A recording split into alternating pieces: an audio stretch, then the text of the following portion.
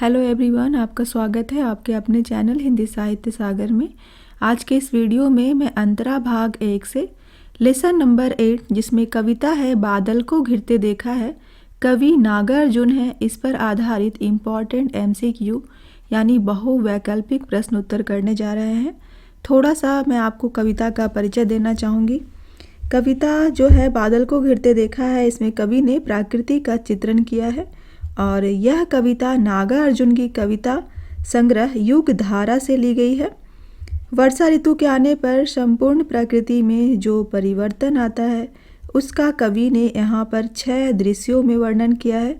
इसी प्रकृति से संबंधित मनोभावों को अलग अलग बिंबों के माध्यम से कविता में अभिव्यक्त किया गया है और वे जो 6 दृश्य हैं कविता में वो कुछ इस प्रकार से हैं। पहला दृश्य है पावस की उमस को शांत करते हुए मानसरोवर में तैरते हंस, चकवा चकई का प्रणय मिलन, यह दूसरा दृश्य था। हिमालय की गोद में सुवास का अर्थ होता है सुगंधित पदार्थ को खोजते हिरन, हिमालय की चोटियों पर बादल का गरजना और तूफान, मनोरम अंगुलियों को बंसी पर फिरते किन्नर और किन्नरियाँ, ये सभी चित्र बहुत ही आकर्षक, मनोरम तथा हृदय स्पर्शी होने के साथ साथ कविता को मनोरंजक और रोचक बनाते हैं। यदि देखा जाए तो ऐसा लगता है कि कवि ने कालिदास की परंपरा को ही आगे बढ़ाया है। तो हमारा पहला प्रश्न है, कवि नागार्जुन का जन्म कब और कहाँ हुआ था?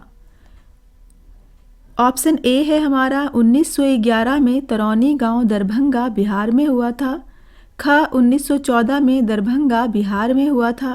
ग 1911 में तरौनी गांव उत्तर प्रदेश में हुआ था। घ उपर्युक्त में से कोई नहीं। तो नागार्जुन जी का जो जन्म है वो 1911 में तरौनी गांव दरभंगा बिहार में हुआ था। क्वेश्चन नंबर 2 है, नागार्जुन जी का मूल नाम क्या था? ए वैद्यनाथ मिश्र था, धनपत राय था, ग काशी प्रसाद मिश्र था, घ उपर्युक्त में से कोई नहीं। तो नागार्जुन जी का जो मूल नाम था वो था वैद्यनाथ मिश्र। ऑप्शन क हो जाएगा राइट। क्वेश्चन नंबर 3 है, नागार्जुन श्रीलंका कब गए थे जहां पर उन्होंने बौद्ध धर्म अपना लिया था? क 1930 में गए थे, ख 1932 में, ग 1936 में गए थे, घ 1920 में गए थे। तो नागार्जुन जी जो है वो श्रीलंका 1936 यानी 1936 में गए थे जहां पर जाकर के उन्होंने बौद्ध धर्म को अपना लिया था। अगला क्वेश्चन है, नागार्जुन जी के जीवन की प्रमुख विशेषता निम्नलिखित में से क्या रही है? ए घुमक्कड़ जीवन रहा है उनका, फक्कड़पन रहा है उनके जीवन में, ग उपर्युक्त दोनों ही रहा है, घ कोई नहीं।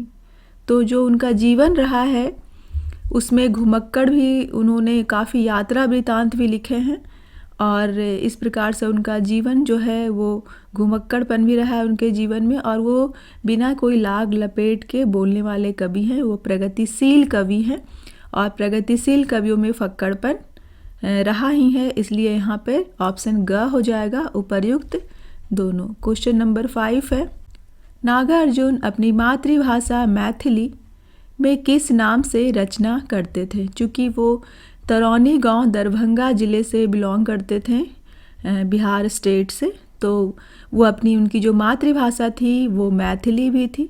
तो यहाँ पे कहा जा रहा है कि अपनी मातृभाषा जब मैथिली में वो कोई चीज़ लिखते थे तो वो किस नाम से लिखते थे? तो क हो जाएगा दीपक, ख बाबा, ग यात्री, घ स्वदेशी। तो राइट आंसर ग हो जाएगा। जब भी वो अपनी मातृभाषा मैथिली में लिखते थे तो यात्री के नाम से लिखते थे। क्वेश्चन नंबर 6 है, नागार्जुन ने मैथिली एवं हिंदी के अलावा अन्य कौन सी भाषाओं में काव्य रचना किया है? उन्होंने मैथिली अपनी मातृभाषा में तो लिखा ही है, साथ ही साथ हिंदी में भी लिखा है नागार्जुन के नाम से। और उन्होंने कौन सी भाषाओं में काव्य रचना किया है? क उर्दू में, ख अंग्रेजी में, ग संस्कृत तथा बांग्ला में, घ उपर्युक्त में से कोई नहीं। तो यहाँ पे राइट आंसर हो जाएगा ग ऑप्शन ग राइट हो जाएगा। उन्होंने मैथिली और हिंदी के अलावा संस्कृत तथा बांग्ला में भी काव्य रचना किया है। क्वेश्चन नंबर 7 है, नागार्जुन ने निम्नलिखित में से किस प्रकार की कविताएं रची है? क छंद मुक्त कविता, ख छंदबद्ध कविता, ग उपर्युक्त दोनों। तो नागार्जुन ने छंद मुक्त और छंदबद्ध दोनों प्रकार की कविताएं रची है, तो यहाँ पे राइट आंसर ग हो जाएगा। प्रश्न संख्या 8 है, पत्रहीन नग्नगाछ नागार्जुन के द्वारा रचित किस भाषा में लिखी गई कविता है और इस कविता पर ही उन्हें साहित्य अकादमी पुरस्कार प्रदान किया गया था? क मैथिली भाषा में है, ख संस्कृत भाषा में है, ग बांग्ला भाषा में है या घ हिंदी भाषा में है? तो पत्रहीन नग्नगाछ जो है इनका, यह मैथिली भाषा में लिखा गया इनकी कविता है, जिस पर इन्हें साहित्य अकादमी प्राइज मिला था। अगला प्रश्न है, निम्नलिखित में से नागार्जुन द्वारा लिखित कौन सी काव्य कृति नहीं है? क प्यासी पथराई आँखें, ख सतरंगी पंखों वाली, ग उसने कहा था, घ तुमने कहा था। तो यहाँ पे राइट आंसर नहीं पूछा जा रहा है, जो इनके द्वारा लिखा गया नहीं है, तो ग नंबर हो जाएगा, उसने कहा था, क्योंकि उसने कहा था एक कहानी है जो कि पंडित चंद्रधर शर्मा गुलेरी जी के द्वारा लिखा गया है। बाकी ये क ख और घ जो है नागार्जुन के द्वारा लिखी गई है काव्य कृति है। क्वेश्चन नंबर 10 है, बादल को घिरते देखा है कविता में नागार्जुन ने बादल के किन रूपों का वर्णन किया है? क बादल के कोमल रूप का वर्णन किया गया है, ख बादल के कठोर रूप का वर्णन किया गया है, ग बादल के कोमल और कठोर दोनों रूपों का वर्णन किया गया है, घ उपर्युक्त में से कोई नहीं। तो कविता में बादल के कोमल और कठोर दोनों रूपों का वर्णन है। शुरुआत में बादल के कोमल रूप का वर्णन कवि करते हैं और कविता के अंत में बादल के कठोर रूप का वर्णन कवि करते हैं। तो यहाँ पे राइट ऑप्शन ग हो जाएगा। क्वेश्चन नंबर 11 है, बादल को घिरते देखा है कविता में किन किन प्राकृतिक दृश्य का वर्णन किया गया है?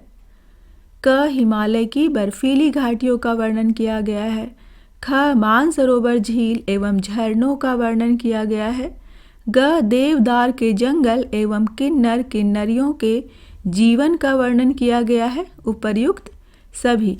तो कविता में हम देखते हैं कि इन सभी प्राकृतिक दृश्यों का कवि वर्णन करते हैं, इसलिए करेक्ट ऑप्शन घ हो जाएगा। क्वेश्चन नंबर 12 है, नागार्जुन द्वारा लिखित कविता बादल को घिरते देखा है भाव और भाषा की दृष्टि से यह कविता किन कवियों के परंपरा से जुड़ी हुई है? क प्रसाद एवं पंत जी के परंपरा से जुड़ी हुई है, ख प्रसाद एवं निराला की परंपरा से जुड़ी हुई है, ग निराला एवं कालिदास की परंपरा से जुड़ी हुई है और घ निराला एवं पंत की परंपरा से जुड़ी हुई है। तो यहाँ पे राइट ऑप्शन हो जाएगा ऑप्शन ग निराला एवं कालिदास की परंपरा से जुड़े हुए हैं। क्वेश्चन नंबर 13 है, बादल को घिरते देखा है कविता नागार्जुन के द्वारा लिखी गई किस कविता संग्रह से लिया गया है? क युगधारा से, ख रत्नगर्भा, ग तालाब की मछलियाँ, घ सतरंगे पंखों वाली। बादल को घिरते देखा है कविता जो है इनकी कविता संग्रह युगधारा से लिया गया है, ऑप्शन का करेक्ट हो जाएगा। क्वेश्चन नंबर 14 है, बादल को घिरते देखा है कविता में नागार्जुन ने प्रकृति का चित्रण किया है जिसमें उन्होंने कितने दृश्य का वर्णन किया है? कहा जा रहा है कि क्वेश्चन में कविता में कितने प्राकृतिक दृश्यों का वर्णन है? ऑप्शन का है 2 दृश्यों का, ख 4 दृश्यों का, ग 5 दृश्यों का, घ 6 दृश्यों का। तो कविता में प्राकृतिक दृश्यों का वर्णन है जिसमें से 6 प्राकृतिक दृश्यों का वर्णन कवि करते हैं।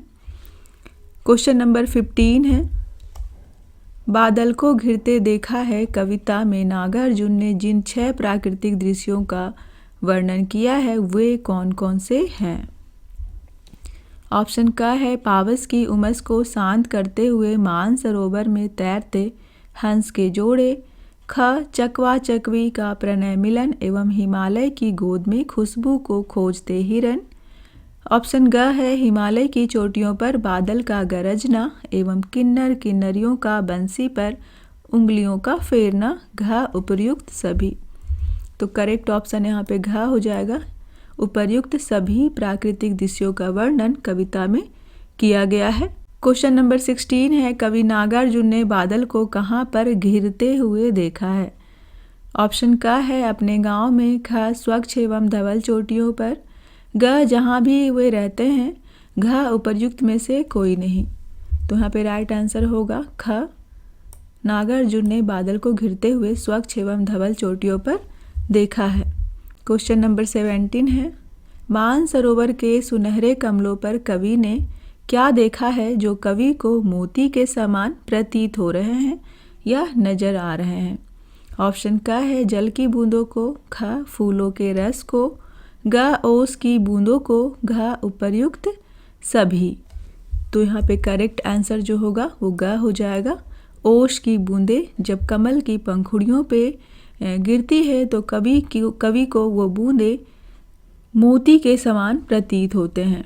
क्वेश्चन नंबर 18 है, समतल प्रदेशों से आकर हंस झीलों में तैरते हुए क्या ढूंढते हैं? ऑप्शन क कमल के डंडियों को, ख मोती को ढूंढते हैं, ग कमल के फूलों को ढूंढते हैं, घ उपर्युक्त सभी चीज़ों को। तो यहाँ पे राइट आंसर हमारा क हो जाएगा।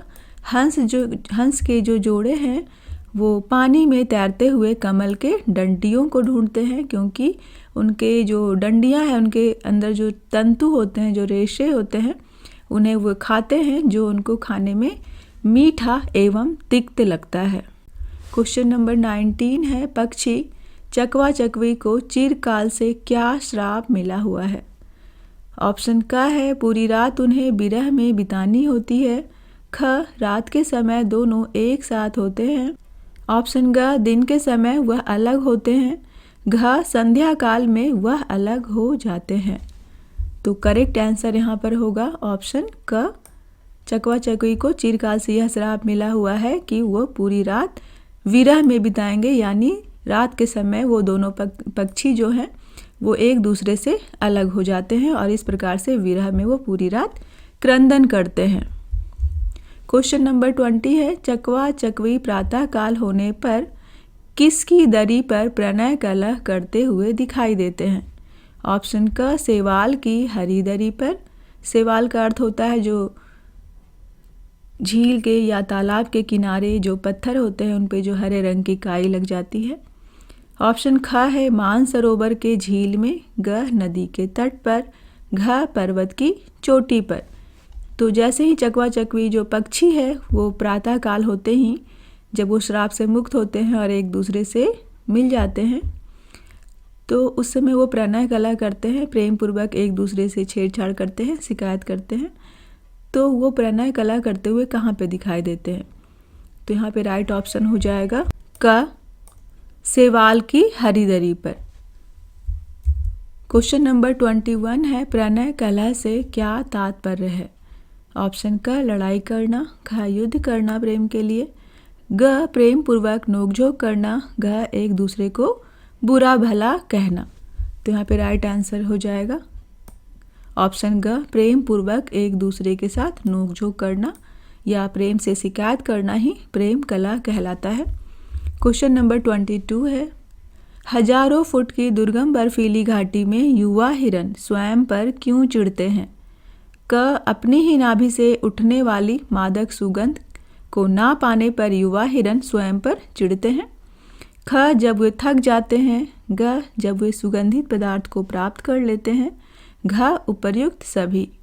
तो यहाँ पे राइट आंसर हो जाएगा ऑप्शन क कि जो हिरन होते हैं उनको यही नहीं पता होता है कि जो सुगंधित और मादक पदार्थ है वह उनकी ही नाभि से उठ रहा है और वो उसे कहीं बाहर ढूंढते हैं और इस प्रकार से वो काफ़ी दौड़ते हुए उसे ढूंढते हुए थक जाते हैं और जब वो उसे नहीं प्राप्त कर पाते हैं तो वे स्वयं पर ही चिढ़ते हैं। 23 है, हजारों फुट की ऊंचाई कैलाश पर्वत पर नागार्जुन को वहाँ की छाई हुई घटा को देखकर किसकी याद आ जाती है? कालिदास की रचना मेघदूत की, ख मेघदूत में जिस आकाश गंगा का वर्णन किया गया है उसका, ग धनपति कुबेर जिसने यक्ष को निर्वासन का दंड दिया था उसका एवं उसकी नगरी अलकापुरी का। घ उपर्युक्त सभी का। तो यहाँ पे राइट ऑप्शन घ हो जाएगा।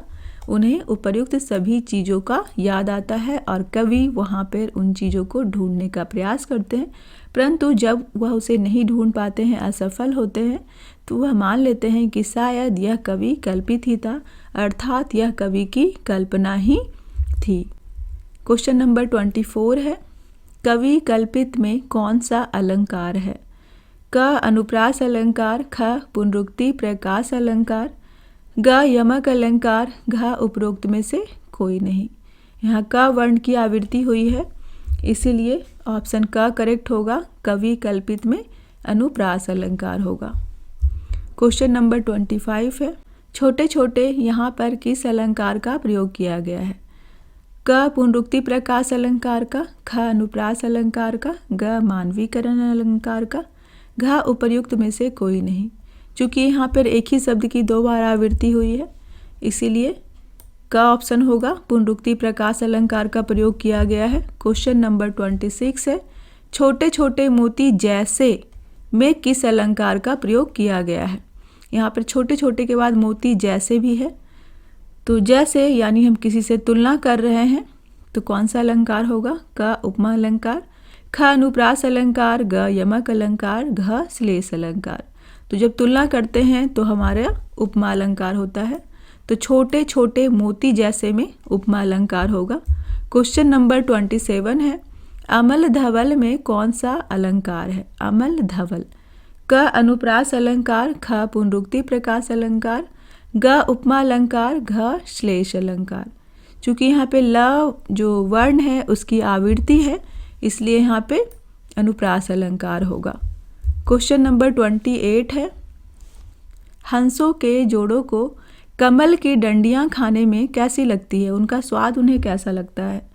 क तिक्त यानी तीखा कड़वा, ख मधुर, ग कड़वा और मधुर तिक्त या मधुर, घ नमकीन।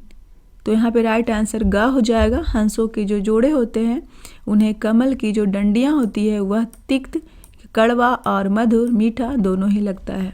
क्वेश्चन नंबर 29 है, सतदल का पर्यायवाची निम्नलिखित में से क्या होगा? क बादल, ख मदिरा, ग कमल या घ लाल। तो सतदल जो है वो कमल का पर्यायवाची है, तो ऑप्शन ग करेक्ट हो जाएगा। इसी के साथ यहाँ पे बहुवैकल्पिक प्रश्नोत्तर समाप्त होते हैं। मुझे उम्मीद है ये आपके एग्ज़ाम की दृष्टि से बहुत ही इम्पॉर्टेंट साबित होंगे, और आपके मन में यदि किसी प्रकार का कोई डाउट हो तो आप प्लीज़ उसे कमेंट बॉक्स में लिख सकते हैं, जहां मैं आपके प्रश्नों का उत्तर दे दूंगी। Thank you.